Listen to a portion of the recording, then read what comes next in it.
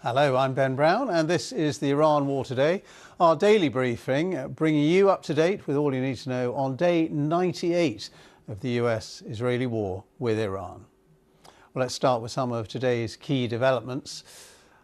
And Israel has continued attacks on southern Lebanon a day after the Iranian-backed Hezbollah group rejected a renewed ceasefire deal between Israel and Lebanon. Meanwhile, the Lebanese president's accused Iran of using his country as a bargaining chip in a deal with the United States, saying it's time for Hezbollah to sit down and talk. The US denies claims that Iranian warning shots forced American destroyers to withdraw from around the Gulf of Oman as tensions across the Gulf remain high. And reports from the White House say the United States has now issued visas for Iran's football team to enter the US less than a week from the start of the World Cup.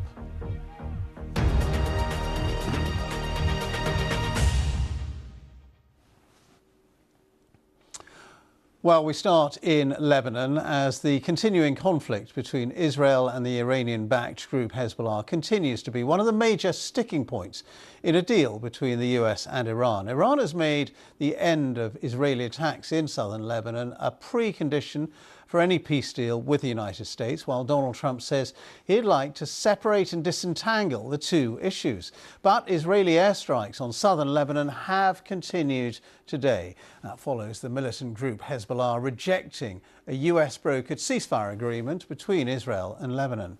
Speaking in the Oval Office, President Trump said he had spoken to Hezbollah and did not agree that they've rejected the peace deal. They didn't reject me. They didn't reject that. And they're looking. I think Hezbollah, I will tell you, they called us and they said, how about stopping? And I think you're going to see things happen over there. That's been like a little bit of a different world, but it's interconnected with Iran. And it would be really nice if Lebanon could have some peace. Lebanon's been under attack for so many years and always like an underdog. And it would be really nice if it could end. And I spoke to Bibi Netanyahu about that. And I speak to them about it. And I actually spoke to Hezbollah about it. And I think progress is made. That's been going on for a long time. You know, when you look at that for years and years, 48 years, I say, well, let's get this settled. How long has it been going on? 48 years. I said, that's a long time. Donald Trump there in the White House. Let's just take a moment to look in a bit more depth then at who Hezbollah are. They're a Shia Muslim group, the most powerful military and political organisation in Lebanon. They get strong financial backing from Iran, and opposition to Israel's right to exist was a founding principle. They are considered a terrorist organisation by Israel and several other nations, including the United Kingdom and the United States. Well, Hezbollah was initially formed to resist Israeli forces after their invasion of southern Lebanon back in 1982. That was during the Lebanese civil war. Their attacks on Israeli forces were instrumental in Israel's decision to end its 18-year occupation of the south back in 2000. In 2006, Hezbollah launched a cross-border attack, triggering 34 days of deadly fighting. In the aftermath of the war, Hezbollah then declared victory, and in the following years it built stronger ties with Iran and became even stronger than the Lebanese army. But the group has been significantly weakened over the last couple of years. In the aftermath of the mass attacks on Israel on October the 7th, Hezbollah launched its own attacks on Israel. In turn, Israel then mounted a powerful military campaign against the group. Then in March of this year, Hezbollah again launched attacks on northern Israel in response to the killing of Iran's supreme leader. That triggered this latest conflict, which continues to complicate the prospect of a broader end to the US-Israeli war with Iran. Let's go live now to Jerusalem. We can speak to our Middle East correspondent, Sebastian Usher. And Sebastian, just bring us up to date then with the latest from Lebanon, because as I say, and it's important to remember this, that the conflict between Israel and Lebanon is completely entangled with America's war in Iran, and it's impossible to separate the two. Well, it is as far as the Iranians are concerned. As you've said, Iran has made more and more of this in the past week or so, that essentially if Israel continues its offensive, its ground operations, it's gone beyond any of the areas that it's been for more than 2 decades in Lebanon, then there can't be a deal with the US. So I think it's down to Iran. As we were hearing that President Trump would like to uncouple it from the deal with Iran to make it something distinct. But that isn't the case. I mean, as far as the Israelis are concerned, the Israeli government, they have pretty much made clear throughout that they will continue to do what they feel is necessary. The Prime Minister Benjamin Netanyahu has essentially told the Israeli people that this time the Israeli army will go so far that it will be able to eliminate for good the threat of Hezbollah. I think many people here are skeptical about that because there have been many conflicts with Hezbollah before and it hasn't achieved that objective. But I think there are these very different ways of looking at the conflict in Lebanon at the moment, and it very much leaves out the Lebanese people and the Lebanese government itself. And Sebastian, we heard Donald Trump there saying that he has spoken to Hezbollah. Now, if that is the case, how significant would that be, do you think? I think it's very unlikely that he or his people close to him have actually spoken directly to Hezbollah. What we gleaned when he said this earlier in the week was that US officials had spoken to intermediaries with Hezbollah. Now that would be essentially the Amal movement, which is another powerful Shia movement in the south of Lebanon particularly, and the long-term veteran Speaker of Parliament, Nabi Berri, leads that. And from what we've heard, it seems that that is where messages have been passed. That's where Hezbollah has sent its messages to the US about its response to the ceasefire that was agreed by representatives from the Israeli and Lebanese government in Washington earlier this week, but without any participation of Hezbollah. I think that's what he means. I mean, no president, US president, has spoken to Hezbollah, which, as you were saying, there is a terrorist designated organization in the US, nor to intermediaries. So, to speak through intermediaries to an extent is perhaps a newish move. Significant if there had been a deal agreed through this. At the moment, it doesn't look like that's the case. Again, as you were saying in your introduction there, Hezbollah has essentially rejected the terms of the ceasefire at the moment. Sebastian, thank you very much indeed. Sebastian Usher reporting there. Now, the humanitarian impact on Lebanon has been absolutely seismic. Since hostilities between Israel and Hezbollah resumed in March, Lebanese authorities say more than 3,500 people have been killed in Lebanon, although the figures don't actually distinguish between civilians and militants. Meanwhile, more than 1 million people have been displaced. That's as a result of Israeli evacuation orders across around 1/8 of the territory of Lebanon. BBC Arabic has been speaking to displaced residents from Beirut's southern suburbs who are now living in tents. And here's some of what they told us about how their lives have changed and their feelings about the war. This is not a ceasefire. It is an agreement that effectively destroys the people of southern Lebanon. It's a surrender, a loss of dignity and a loss of honor. We were displaced from Beirut's southern suburbs and moved to a tent in Beirut. My wife, my children and I are staying there because we have relatives in the area. We are unable to meet all of our needs in the southern suburbs. As you know, living in a tent is very difficult. There are no proper bathroom facilities, and many basic services are lacking. Whenever there is a period of calm, we try to return home to collect our belongings, take care of essential needs, and check on our property. Like many other people, I am currently living in a tent. It is extremely difficult, especially for families with children. This is the first time in my life that I've had to live in a tent, and having children makes it an enormous responsibility. We do not know where they can comfortably go to use the bathroom, and we struggle to find proper places to bathe. We are doing everything we can to provide our children what they need and to make them as comfortable as possible despite the circumstances. So that is the view of people displaced inside Lebanon. Meanwhile, the United States military has denied Iranian claims It fired warning shots at American destroyers in the Gulf of Oman. It comes as tensions in the region continue after Iranian attacks on Kuwait this week. Now, also, there are reports in Iranian media that the foreign ministers of Iran and Pakistan have met twice in the last 24 hours as Pakistan continues to mediate between Washington and Tehran. There's no fresh news of progress, but President Trump has again sounded quite optimistic that a deal could be close. You know, we've done a good job. As far as Iran's concerned, you're going to find out what the deal is. But the main parts of the deal is they can't have a nuclear weapon. The strait will open immediately. You know, it's going to open immediately. And we've largely swept for mines. We have the most sophisticated mines. They're underwater minesweepers. We're going to win one way or the other. We're going to win on paper, or we're going to win military. One way or the other. It's going to be militarily or on paper. Well, with me now in the studio is BBC Persian's Taraneh Vathalian. And we heard there, the president there talking about the main points of a possible deal with Iran. But, you know, he keeps talking about a possible deal. It never seems to actually happen.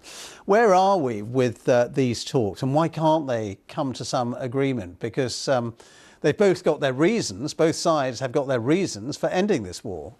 It certainly seems like there's a stagnation, isn't it? They both seem to be going back and forth and trying to get the best out of this deal.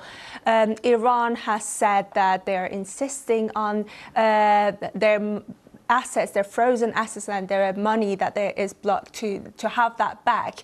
One of the officials has said that they want 50% of the frozen assets back immediately and the rest very soon after, 1 month or 2 months after. And this is something that President Donald Trump had said that is not going to happen. President Trump has in the past criticized Obama for giving money to Iran in the past. So it seems like there's a stagnation, but they're both standing in a very fragile ground that the ceasefire can be broken at any, it seems like it's very fragile and it can be broken at any time.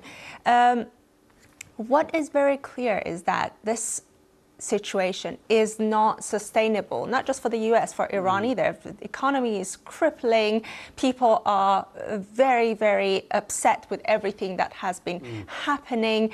Prices are rising dramatically. So it's not certain for how long Iran can keep this up. And there are concerns that if they keep the Strait of Hormuz closed for much longer, people, like countries, will find some sort of alternative and they can adjust and adapt. So it's not certain for how long they can keep that leverage. Just on what it's like life in Iran for people. I mean, we're about to hit 100 days of this war. You talked about the economic conditions, but what about the internet? I think is that now back for some people in Iran? Well, they say it's back, but speaking to a lot of people in Iran, they say that not everywhere in the country. It's very patchy, and people don't have complete access. It's not even back to where it was like before, because many websites and applications like Instagram were blocked anyway, but they say that they haven't even reached that level of connection. And as I mentioned, the economy is crippling. I've been following news in Iran. I've been monitoring it for years and years and years, and people of Iran have been through some tough times economically. But what I've been seeing the past 100 days is absolutely unprecedented. I have seen pictures, because internet has kind of opened. We have seen pictures and fresh images of war, and some of their footage were absolutely devastating. OK, well, I'm sure we'll speak again, but thank you so much. BBC Persian's Taraneh Vathalian, thank you very much. Well, Donald Trump has reiterated his desire to meet Iran's new supreme leader if the two sides can come to an agreement to end the war. The United States has retained a large amount of military hardware on standby in the region, while Iranian forces are no doubt also on high alert. But both sides have signalled they would prefer not to return to all-out war, leaving the question of how the stalemate will end as quite an open question at the moment. So let's go live to Washington and speak to our White House correspondent, Bernd de Boosman. And Bernd, well, we were just hearing there from my colleague at BBC Persian about how the Iranian people would love this war to end, but the American people would like to see it end as well, wouldn't they? They're seeing higher gas prices, and that's putting more pressure on President Trump. Very much so. President Trump has been really quite dismissive of the domestic impact this is having politically for him. He says he doesn't care that there's midterms coming up, and he's kind of downplayed that economic fallout. He says Americans are willing to put up with that pain in the short term in exchange for Iran not having a nuclear weapon.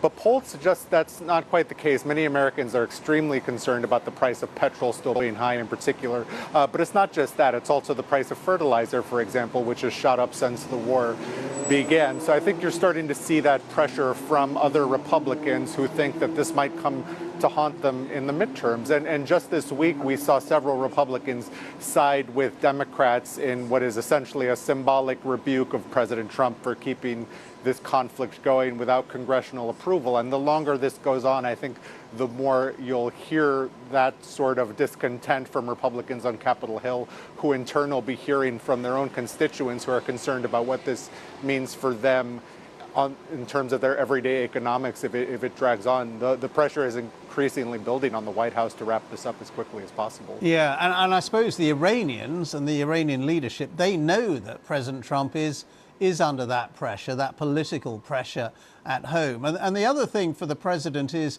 he's kind of boxed in, isn't he? Because the Iranians keep linking the war with what's going on in Lebanon, and Israel doesn't seem to really want to stop attacking Hezbollah in southern Lebanon. No, certainly, and I think this week we really start to see the Trump administration's frustrations with the Israeli government kind of bubble over. We had that very terse, angry, kind of reportedly profanity-laced phone call between President Trump and Prime Minister Netanyahu earlier this week. So I think we're starting to see kind of a much more daylight between the two.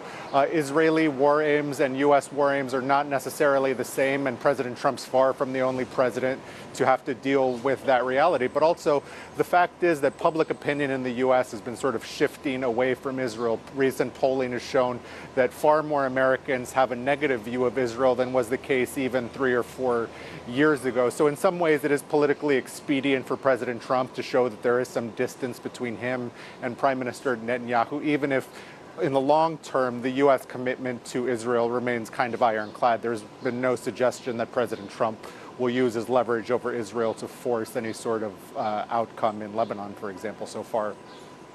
And Bernd, just one last question. We've heard in the last few minutes that Iran's footballers, despite the war, are going to be given visas to come to the United States for the World Cup, because there was obviously a lot of doubt about whether they would be allowed into America.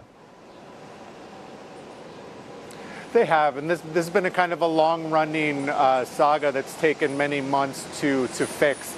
Of course, the Iranian national team's first games, 2 of them are in California and 1 of them is in Seattle, so this was kind of a prerequisite for that to be able to happen. But there's been a lot of back and forth and kind of a lot of politicization over the Iranian participation in the World Cup. At one point, we even had a quite senior official in the Trump administration suggest that FIFA might swap them out. That was, of course, quickly dismissed, but this is something that has been going on for quite some time. And I think especially the games that are set in California, that's the largest population of Iranians and Iranian Americans in the United States. And they're very excited to see their team. So there would have been quite a lot of discontent if this had dragged on, given that the tournament begins just next week. Bernd, good to have you with us. Thanks for those updates. That's Bernd de Boosman there, our North America correspondent. Thank you. Now, whether you are joining us on YouTube, TikTok, Sounds, radio or TV, thank you so much for your company. We will be back at the same time tomorrow with the Iran War Today.